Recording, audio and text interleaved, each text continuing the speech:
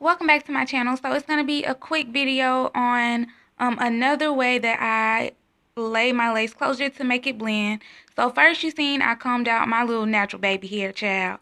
Then I'm going to add some, what is this? It's not concealer this time. It's foundation.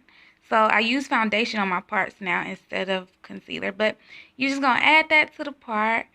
And once it get however you want it, I'm just going to line my actual part up with the wig part, and then I'm going to lay my edges. The edge control that I use is Ebin 24-hour edge tamer. Now this is like I guess you can call it a little trick. Now you see the little hair that I pulled out from the closure.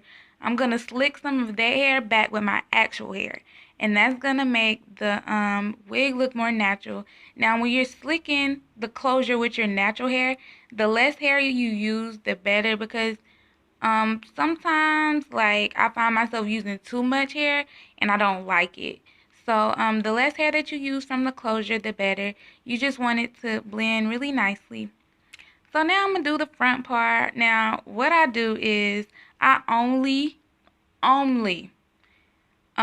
put edge control or whatever I'm using at the time on the part of my head that will be seen.